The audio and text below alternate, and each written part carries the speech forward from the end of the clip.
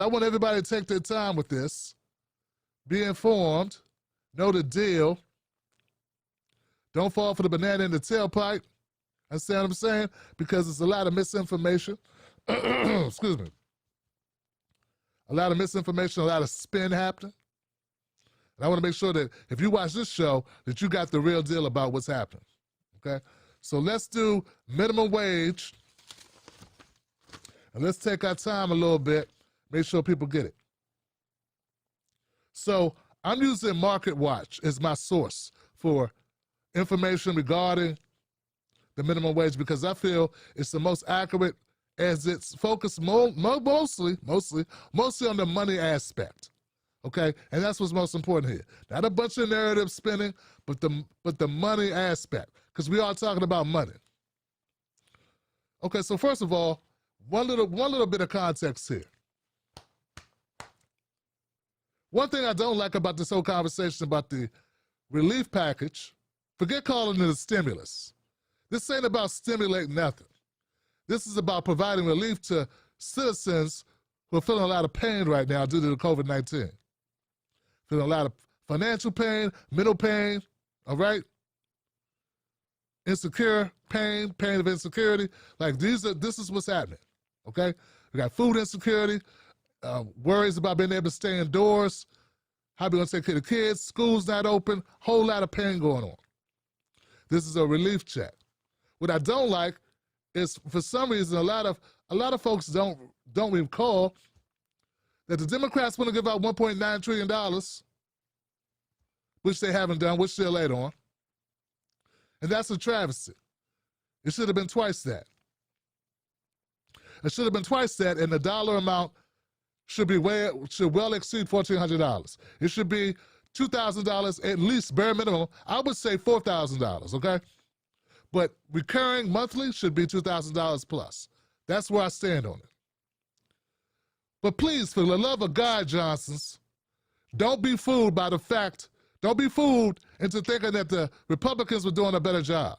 Republicans wanted to give you less than $1 trillion. They wanted to give $600 billion. So let's just make that clear, because, and then look, I'm not going to focus on it, but I just want to remind people, because for some reason, other people forget that. They forget who really wanted to screw the hell out of us. We're getting screwed by the Democrats, but who wanted to screw us harder? The Republicans. Democrats aren't doing right by us. Republicans wanted to do less right by us. Even worse, okay? So that's why we say both parties suck. Some people leave that part out because it's advantageous to their narratives. Back to the stimulus, the fake stimulus, the relief payment. Now, once upon a time, Joe Biden was talking about rolling in a $15 minimum wage into the relief package. Doesn't look like that's going to happen because the Democrats have no spine, they have no will, and they don't want it to happen, Johnson. They just don't want to do it. And when I say the Democrats, I don't mean everybody in the Democratic Party. I don't mean people that just got there. I don't mean people that haven't even, I don't mean Cori Bush and Jamal Bowman, Rashida Tlaib, Ilhan Omar. I don't mean them, okay? You really don't think those people want you to have a relief package? I think they do. You think they want you to have a livable wage? I think they do. And I'm definitely not talking about people that aren't even there yet. Nina Turner's not even in Congress, and somehow people are probably blaming her right now, saying she's part of that people that don't want us to get a minimum wage increase. So the Democratic lawmakers pushing to increase the federal minimum wage to $15 an hour were elated when President Biden included it in his $1.9 trillion relief package. But that may have been wishful thinking, because the Senate parliamentarian Elizabeth McDowell on Thursday ruled against passing a minimum wage legislation through the budget reconciliation process. So whoever this heifer is, Elizabeth McDonough, who I never heard of before, who I don't know why I need to know her name, who has a job I could give less than 2 damns about, the Senate parliamentarian, who nobody should have to know, no one should have to get to know, ever. This person who was appointed to some paper pushing position is making it difficult for employees to get on a 5-year trek, to get a minimum wage increase. A minimum wage which hasn't been raised since 2009. There's more. Since the Democrats and Republicans are split on a 50-50-50, or 50-50, are split on 50-50, Biden's looking to use the budget reconciliation process in order to pass the relief package. That process requires Vice President Kamala Harris to vote with the Democrats in order to pass it. The rules on what can and can't be passed through the reconciliation process are being written while the game is played at the most basic level. To use the reconciliation process to pass legislation, there must be a direct impact on the U.S. budget. In order to use this process, in order to only require 50 votes, plus Kamala Harris makes 51, you need to show a correlation between whatever you're trying to pass and the direct impact on the U.S. budget. Many Democrats and Republican lawmakers were surprised by McDonough's ruling. And here's the important part about that. Her ruling doesn't mean shit if the Democrats don't want it to mean shit, because the senators can overrule her decision with 51 votes. But according to Market Watch, it's unlikely they will do so. So this, oh no, the sky's falling, the sky's falling, the sky ain't damn fell. Nah, sky didn't fall, Johnson. The Democratic elites, the Democratic rulers of the party, Joe Biden, Chuck Schumer, Nancy Pelosi, these people didn't want us. They don't want the $50 minimum wage. They don't want it. Because they could override it. They could override this McDonough person. You think that this person is more powerful than Joe Biden or Chuck Schumer or Nancy Pelosi? No, she's not. There's a reason you don't know her name, Johnson. It's because she's not more powerful. But she'll serve as a great fall person for this. That way they don't have to do what they don't have to do what we want them to do. That way they don't have to piss off their donors, the corporations, Wall Street, and what have you. And they can say to ill-informed, uninformed, or misinformed Democratic voters, we really wanted to get it done, but we just couldn't. No, we just couldn't. We really tried.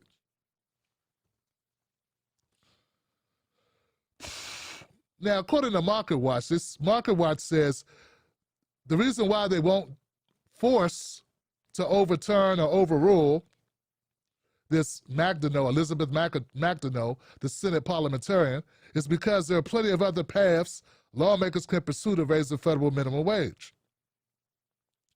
Then they went on to remind us that the federal minimum wage has been $7.25 an hour for over a decade. This is not the only shot at passing the minimum wage, said Jim Kessler, a former aide to Senate Majority Leader Chuck Schumer, the executive vice president for the policy at Third Way, centrist think tank full of elitist, moderate, corporate Democrats. Democrats are unanimous that they want to raise the minimum wage. The question is, what level and how fast? Then they go on to try to down-talk the minimum wage by telling you what bad things could happen. But also some good things, I guess. Okay. Now, this is all speculation. You never really know what the market's going to do until it's time for it to do what it's going to do. Understand what I'm saying? So all this, what I'm about to read you now are speculations. If the federal minimum wage increased to $15 by 2025, some 17 million workers would be directly affected, and they would see their wages go up. 17 million workers. So to the person on Twitter who said this wouldn't affect a lot of people, 17 million people is a lot of people. Maybe in California and in D.C., where it's already $15 an hour, no change for you. But we live in a society where others are still making $7.25 an hour. Within now the next 5 years, for them to make an additional almost double their minimum wage, that's good for them. I know you don't care because you're good. I'm talking about people who aren't so good. Okay? Who aren't making as much as you, Johnson. Gosh, the selfishness of some people. Now those numbers are based on the Congressional Budget Office, a report they put together. A nonpartisan federal agency, we already know that. Some 900,000 Americans would no longer be living below the poverty level if there was a $15 minimum wage in effect. Next. Now here's the downside. Remember, this is speculation as well. The downside is that 1.4 million workers could become unemployed as a result. According to the CBO's average estimate, the agency says jobs are lost because higher wages lead to higher costs for businesses, which they in turn pass on to consumers in the form of higher prices, which leads to consumers buying less of their goods and services. Now, I'm going to pause there just to tell you guys my little spiel on this. Based on the fact that many of the larger corporations already pay close to this amount in order to stomp out competition to begin with, Costco comes to mind, who just announced they're going to pay not $15 but $16 minimum wage to their employees. Why do they do this? They do this to hurt Sam's Club and the other big box retailers, to lure away better employees to their store to work for them. With this amount of competition that is in the market, the big guys are already smashing the hell out of the little guys anyway. That's what's going on. That's the reality. So to say that they're going to increase prices, that feels, we'll see about that. But I would love to go back and do a study, as Roger Meadows reminded me. I'd like to find out,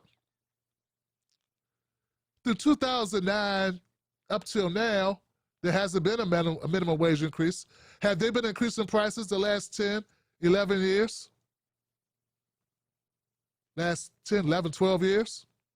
I mean, if you say, if we increase the minimum wage, prices are going to go up. Have prices been going up the last 11 years? I got a feeling there has been an increase in prices at retailers for same goods in the last 11 years. So they love to tell you that if we give you more money, if we give a worker more money, all of a sudden all the prices go up.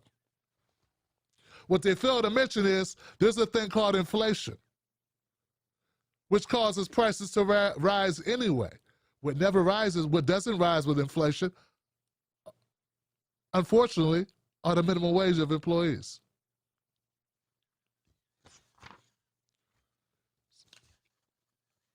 So back to this. With Biden's, okay, how will the new administration's approach on policy, businesses, and taxes impact you? If the federal minimum wage increases to $15 by 2025, some 17 million workers will be directly affected. We said it. Now, Biden contested what the Congressional Budget Office report said back on February 16th in the town hall. He said there's equally as much, if not more, evidence to dictate that it would grow the economy and long run and medium run benefit, and in the long run, in the medium run, because you know how Biden talks, benefit small businesses as well as large businesses. and it would not have such a dilatory effect, but that's a debatable issue. So basically what Biden says is the same thing I said. On top of that, at least 10 other Democratic senators haven't publicly expressed their opinion on raising the minimum wage to $15 an hour. So let me back up. Two key moderate Democrats, Joe Manchin once again, and Kristen Sinema, oppose raising the federal minimum wage, or at least to $15 an hour. Putting $15 an hour out of reach, putting $15 out there right now just makes it very difficult in rural America. We have small businesses, said Joe Manchin to the Wall Street Journal. On top of that, Democrat senators, other Democratic senators, more moderate Democrats, seem to be lukewarm on the idea of $15 an hour. We're not going to get $15 minimum wage that kicks in by 2025, said Harry Holzer, a public policy professor at Georgetown University. If proponents of raising the minimum wage want to see any change, they'll have to compromise. So now they're talking about, well, what if we drop it to $12? What if we drop it to $10? Now they're starting to do the backwards moonwalk like Michael Jackson. If you're under 30, that's a dance. It was like a walk dance. It was like a...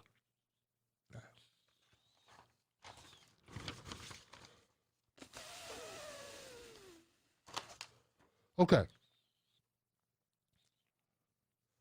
It says it's also not in Schumer's best interest to corner Manchin and Sinema, into voting for a $15 minimum wage by tying it into an overarching stimulus package, because they'll vote against it. So, yeah.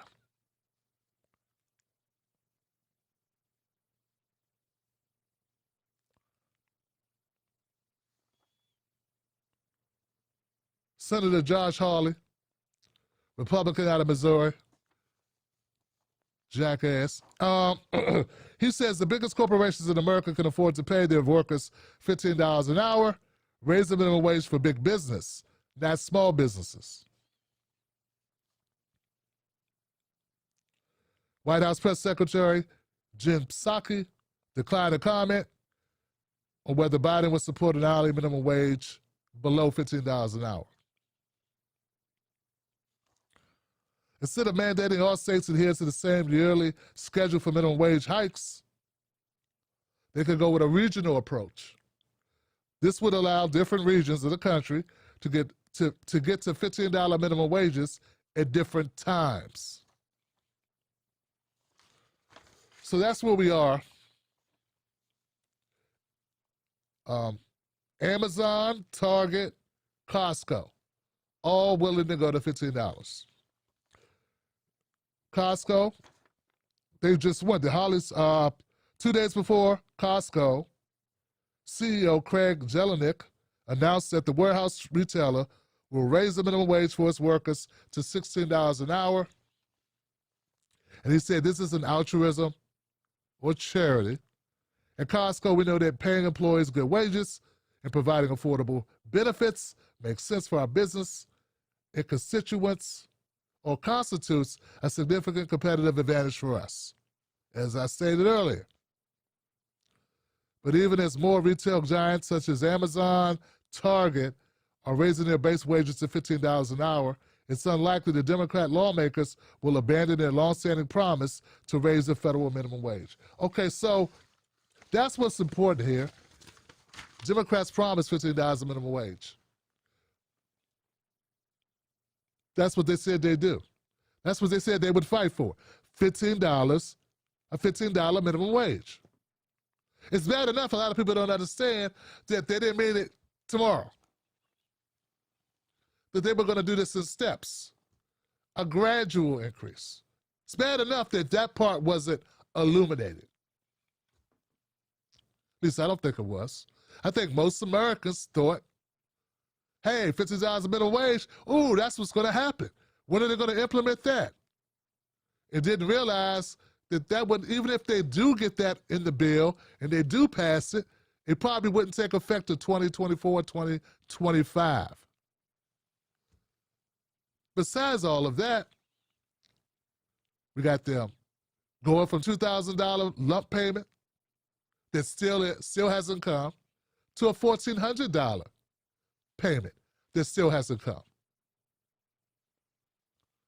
And all I'm saying is it seems like a lot of bullshit. A lot of false promises. It sounds almost to me like somebody really isn't trying to win in 2024. It sounds to me like somebody doesn't want to have the House and the Senate. Sounds like maybe it's someone's plan to not have full control, to not be held accountable. See, a funny thing happens when you have the House, the Senate, and the presidency. You have to do what you say you're going to do.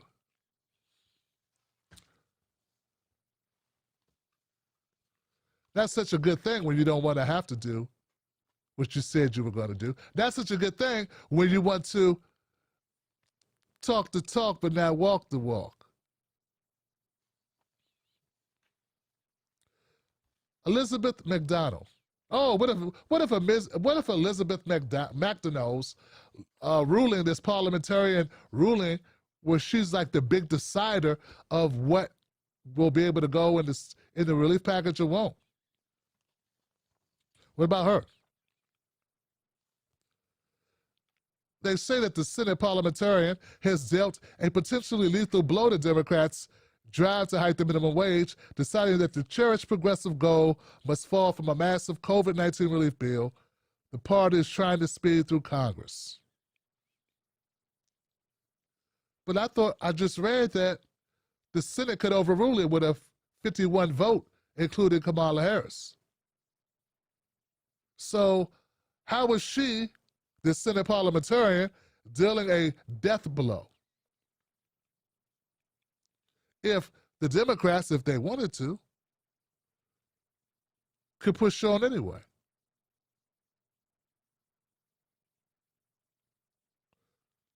Sounds like bullshit, Johnson.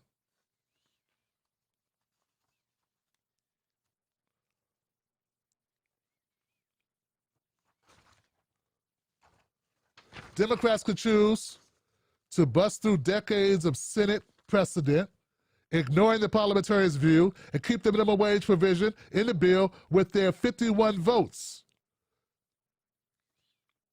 They could do that. But moves like that are, to many Senate traditionalists like Biden, a 36-year veteran of the chamber, off-putting and would invite tit-for-tat retaliation by the Republicans.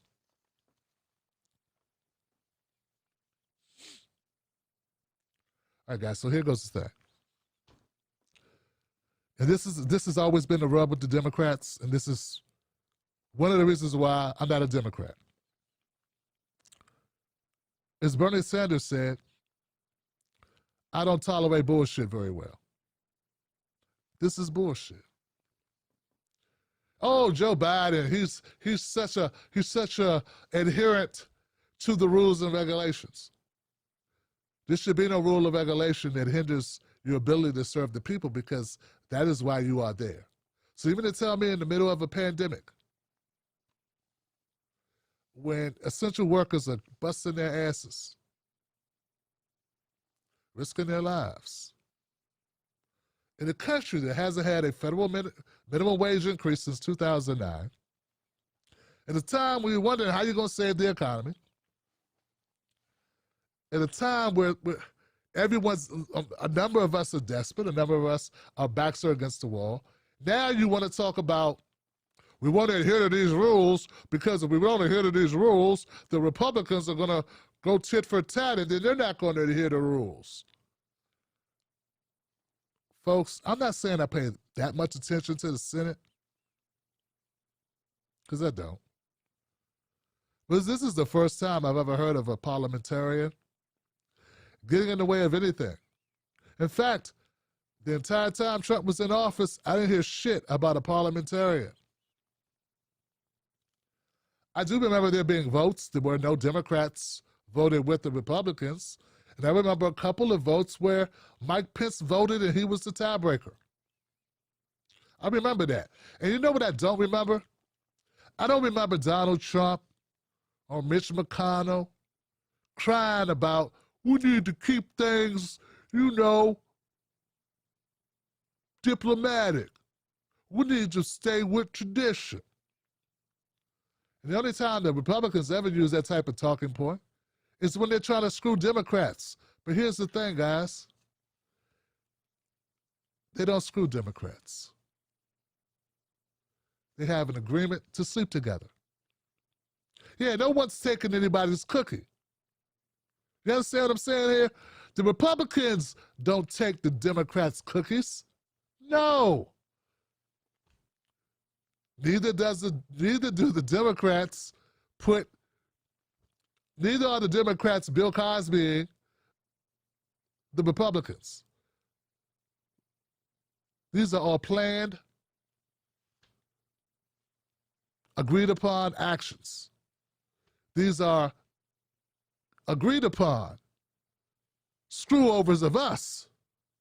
This is consensual cohabitation happening between Democrats and Republicans. There has never been, this entire time, guys, there has never been any type of arm twisting. Not really. What you have is the world's greatest performance. What you have is a bunch of ugly people playing Hollywood actors with your money.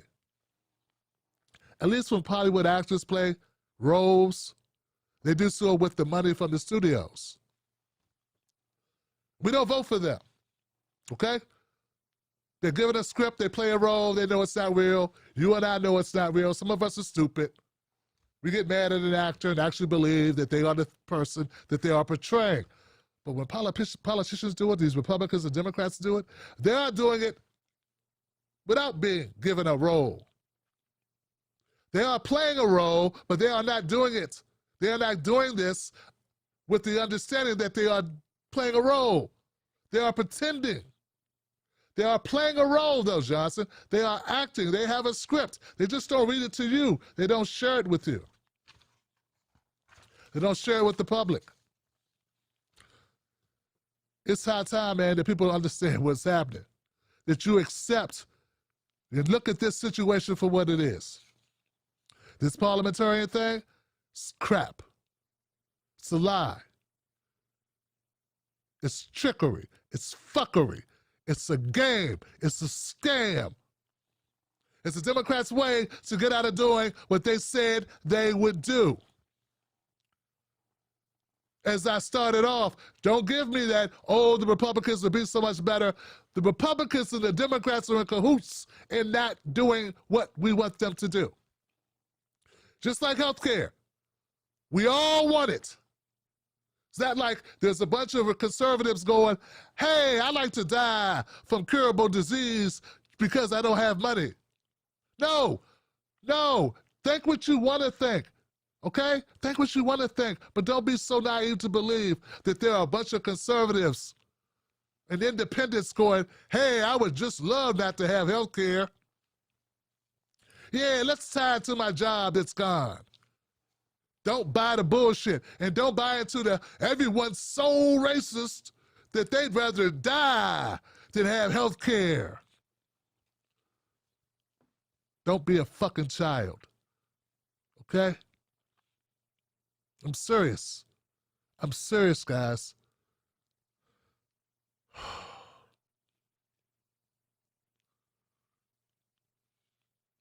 We got to grow up. They're playing a game. That's all this is.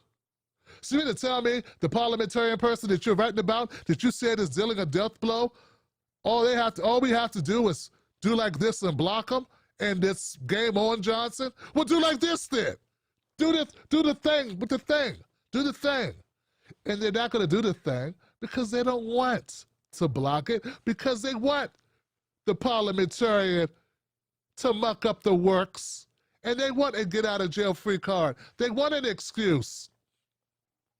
All the way up until now, they've been using the excuse of Mitch McConnell. Yeah, they've been using the Mitch McConnell excuse.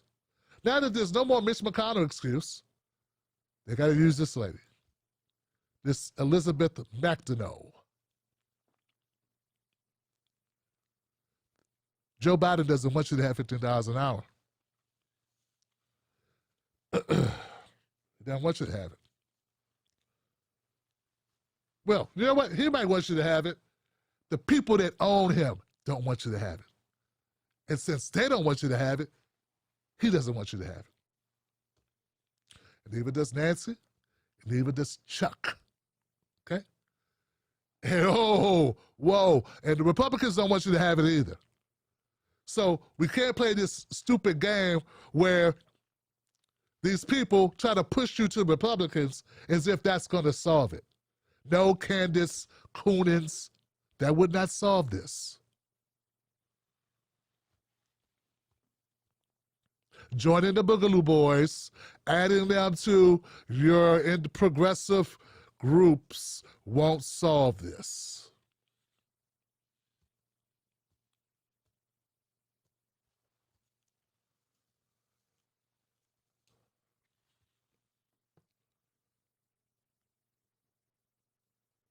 It's a travesty. My only hope is that finally, during the course of this, more Americans will wake up and realize the truth. We got one party, one big club. You ain't in it, I ain't in it. It don't matter if you're brown, purple, white, polka dot. Don't matter if you're short, tall, man, woman. If you like women, men, bi, trans, don't matter. Doesn't matter. Left-handed, right-handed. Vegetarian, carnivore. If you like the Atkins diet or the paleo diet. If you like Walking Dead or if you like, I don't know, Snowfall. Yeah, Snowfall's good. Don't matter. They're screwing us all. That's it. That's all. What's the solution? Well, if I knew what that is, if I knew what the solution is, well, my solution is we need to fight on the issues that we can get done. There's a couple of issues I want done, a couple of things I want to fight for. Ending qualified immunity is one of them. The other one is erasing student debt. These are things that can be done on the state level. I think we should turn our focus to state level actions because those people are more receptive because you got more control of getting their asses out of there. That's what I believe.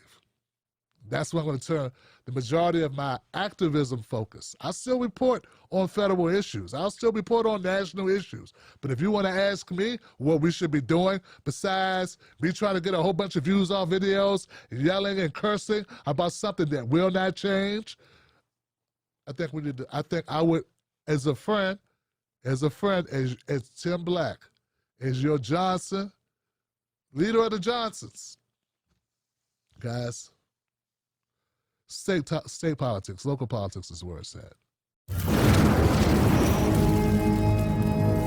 Don't fall for the banana in the tailpipe. Don't be fooled by corporate media talking heads misleading the people. Get your news and information from an entity that keeps it real. Tim Black. Tim Black is the host of The Tim Black Show. Independent news that leaves you informed, inspired, and sometimes entertained, but always in the know. Go to timblacktv.com and sign up today. The Tim Black Show is news for people who can't stand the news. See you there.